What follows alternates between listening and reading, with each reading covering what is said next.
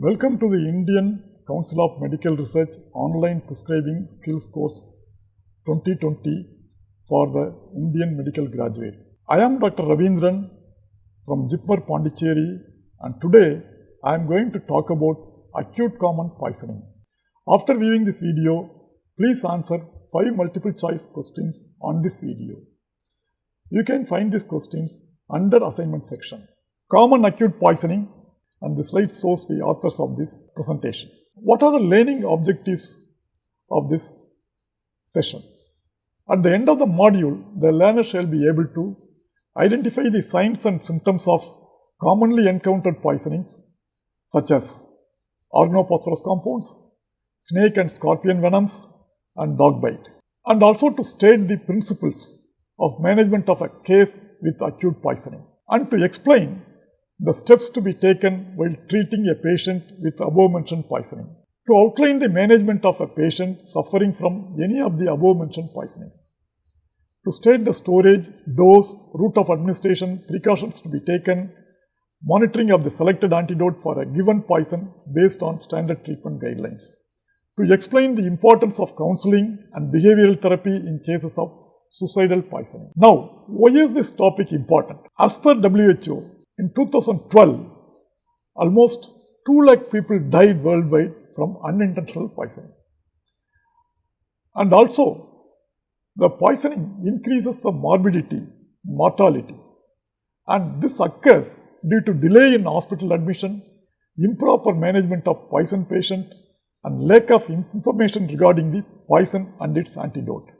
As you are aware, pesticides are commonly used in our country, and these are the most common cause of poisoning, among which organophosphorus compounds have been the cause in most cases of poisoning with the prevalence of 0.3% to 3.7%.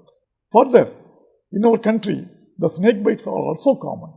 Though this occurs worldwide, India is one of the top countries where the snake bites commonly occur. Dog bite is also common in our country, and it causes injury to the humans, which is associated with high risk of bacterial infection of the wounds and transmission of rabies virus. And remember that every year India accounts for 17.4 million animal bite cases and 20,000 deaths. So, you must know about the signs and symptoms of the common acute poisonings, snake bite, dog bite, and how to treat them. First, let us see the organophosphorus poison. Now, I am going to give you a case study. A 20-year-old girl was brought to hospital following alleged history of intake of an insecticide containing an organophosphorus compound 1 hour before. She was anxious, had vomiting, dizziness, sweating, lacrimation, and there was meiosis. The pulse rate was 104 per minute. BP was 96/70 millimeters of mercury. Now, what are the general approach to acute poisoning? Is not only for organophosphorus poisoning, is applicable for any poisoning cases. Now, you have to take 5 steps. These 5 steps are very important. First one is resuscitation, supportive care, prevention of further poison absorption, risk assessment, enhancement of poison elimination, administration of antidotes. Now, let us see one by one. First one is resuscitation and supportive care. You have to protect the airway. So, keep the patient lateral left down position to prevent aspiration. Clear airway of vomitus and other obstruction. Insert airway or endotracheal tube. Then, you start an IV line and also send blood for basic investigations like glucose, hemoglobin, liver, renal, and coagulation functions. Check for perfusion. This can be done by measuring pulse rate, BP, and urine output. Observe respiration and refer to higher centers if there is a deterioration after intubation and arm-back ventilation. If there are convulsions, give injection lorazepam 2 to 3 mg or injection diazepam 5 to 10 mg slowly intravenously. If IV access not available immediately, then you can give midazolam 5 to 10 mg intramuscularly. You should also correct hypoglycemia by giving 50 ml of 50% dextrose intravenously. Then, you should try to prevent further poison absorption. So, how can this be done? First thing you have to do is gastrointestinal decontamination by giving activated charcoal 60 to 100 mg oral or via gastric tube. You should also try gastric lavage by sequentially administering and aspirating 5 ml per kg of normal saline with the patient in left lateral decubitus position using an orogastric tube. Decontamination of other sites. You should remember that poison might fall on the skin as well as eyes. So, the skin and eye should be decontaminated. And also, you should replace contaminated clothing and wash the area of exposure with simple soap and water. Then, you should assess the risk. You should identify the agent used, its approximate amount or dose, time since ingestion, current clinical status, and patient factors such as weight and comorbidities. You should also try to enhance the poison elimination. This can be done by administering multiple dose activated charcoal, and this is best for carbamazepine, dapsone, and phenobarbital poisons. You can also alter the urinary pH so that elimination could be faster. This works in case of salicylates. Then you can use chelators. The heavy metal poisons such as iron and lead, you can use chelators. Then you can also try extracorporeal removal if facilities are available. If signs of renal failure is observed, you can refer the patient to a higher center with the facility for hemodialysis, and this will be useful in case of lithium and carbamazepine poisoning. Then you should administer antidotes. Specific antidotes are available for some poisonings. For example, organophosphates, you can give atropine. For paracetamol, you can give N-acetylcysteine. Opioid, you can give naloxone. Atropine, you can give physostigmine. Snake venom, you can give specific antivenom. For iron, you can give a chelator called desferriaxamine. Now, we already seen a case. Now, the diagnosis, of course, it's an organophosphate poisoning. Now, how will you manage this patient? The general management is you should replace the contaminated clothing and also you wash the area of exposure. Then, you can give ringer lactate intravenously or 0.9% normal saline intravenously, bolus.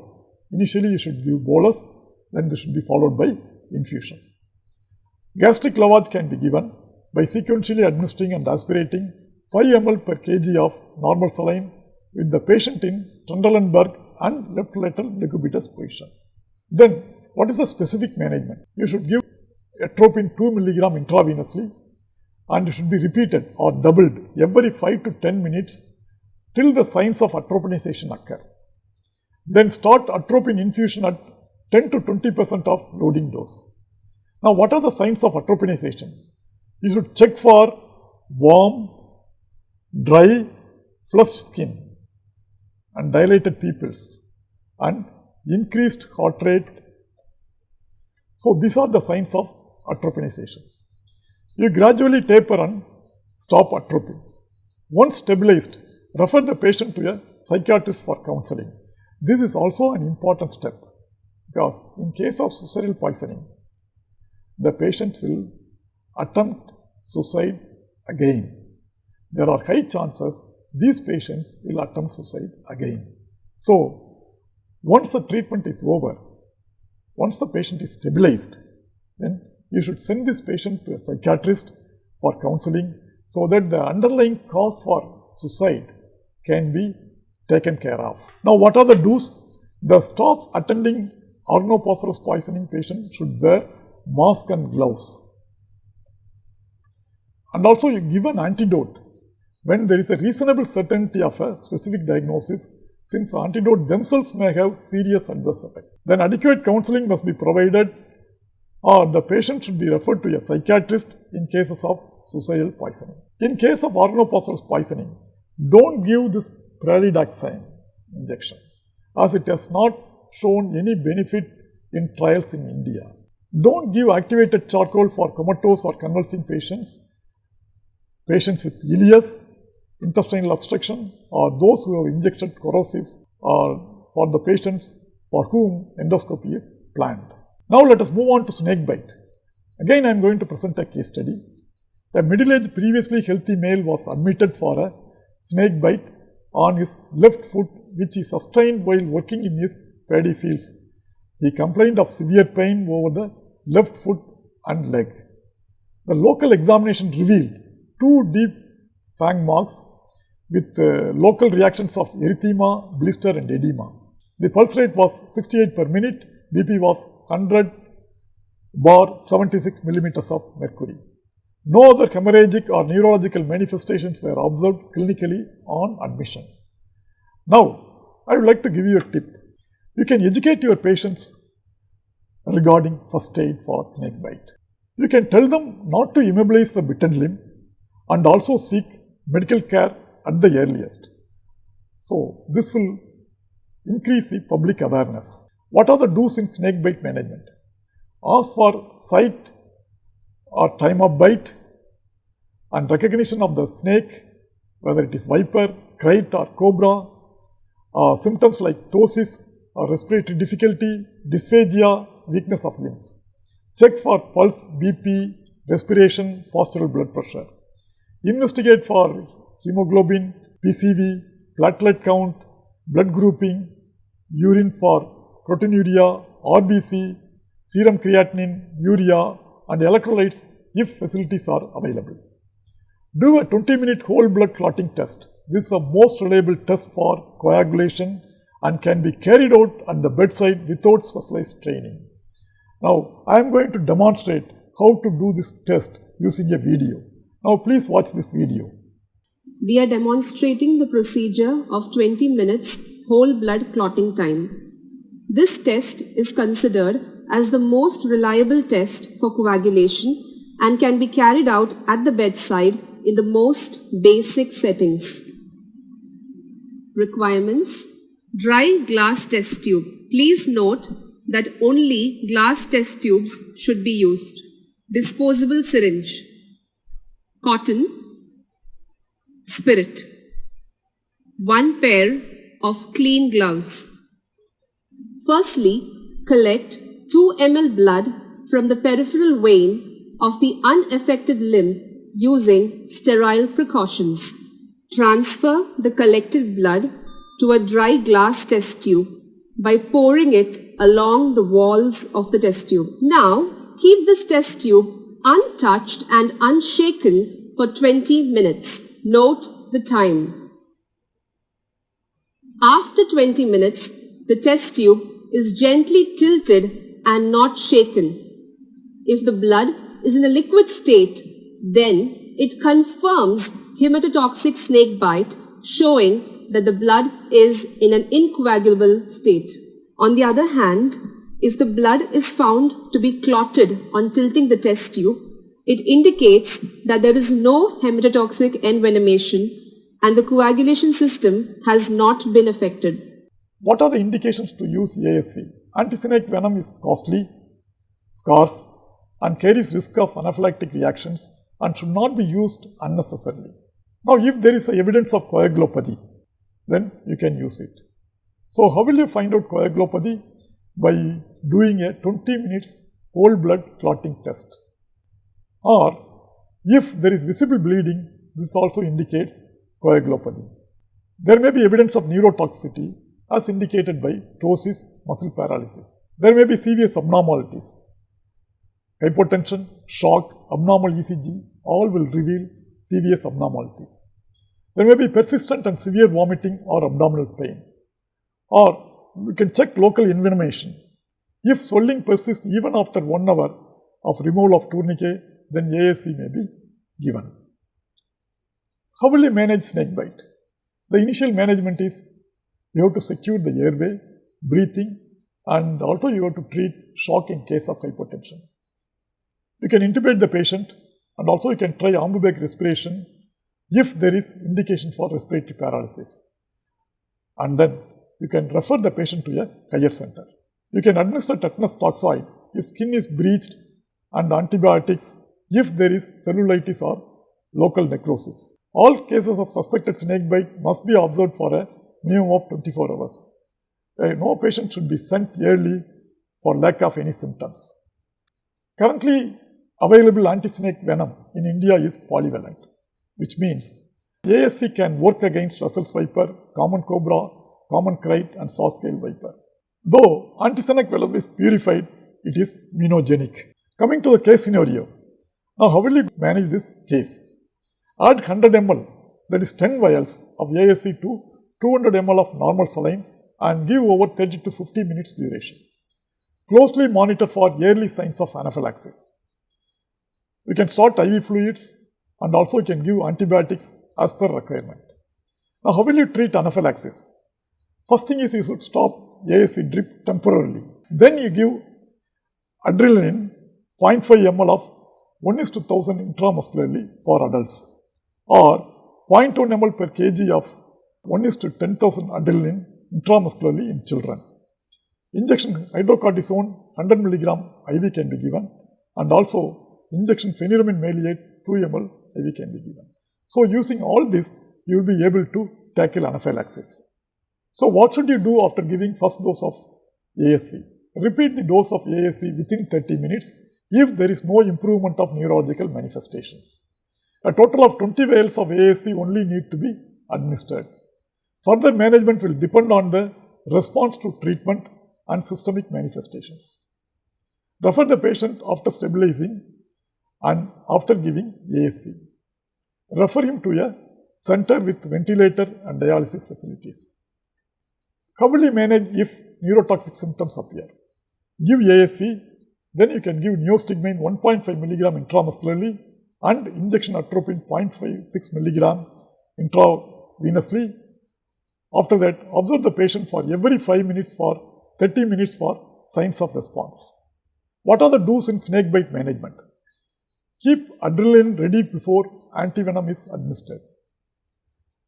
Give the same dose of ASV for both children as well as adults. Don't deny ASV to a deserving case when available. Refer the patient in case of deteriorating neurologic manifestations, need for respiratory support, spontaneous persistent bleeding, comorbid diseases like diabetes, ischemic heart disease, recent surgery, acute impending kidney failure. What are the don'ts in snakebite management? As first aid, do not interfere with the bite wound and do not apply tourniquet. Do not delay or deny ASV on the grounds of anaphylactic reactions to a deserving case. Don't give ASV as intravenous bolus or IM directly, but give only as infusion. Don't give antibiotics routinely in suspected cases of snake bite. Now, the scorpion sting also common in India. In case of scorpion bite, watch for local pain and paresthesia and check vitals and also neurological dysfunction. Then you can treat scorpion sting with tablet paracetamol 10 mg per kg body weight to reduce the pain. You can give injection tetanus toxoid intramuscularly. Then you can give 1% lignocaine 2 ml as infiltration, and oral rehydration solution can be given to hydrate the patient. If there is mild hypertension or tachycardia, then give prazosin 1 mg stat. Ask patient to lie down and monitor pulse, BP, respiration every 30 minutes for 3 hours. Repeat tablet prazosin at the end of 3 hours based on clinical response and after every 6 hours till extremities become warm, dry and peripheral veins are visible. Dog bites also common in India. I am going to give you a case study on dog bite. A 8-year-old boy was playing with a pet dog and incurred some scratches on his left hand. The dog was never vaccinated and showed abnormal behavior. You can see the picture of how the scratches look like. All of you remember that rabies is 100% fatal, but it is preventable. So, the post-exposure prophylaxis for dog bite, there are 3 categories. The first category, licks on intact skin, contact of intact skin with secretions and excretions of rabid animal or human. The category 2 is nibbling of uncovered skin and there are minor scratches and abrasions without bleeding. Category 3 is single or multiple bites, scratches or licks on broken skin, contamination of mucous membrane with saliva. What are the do's?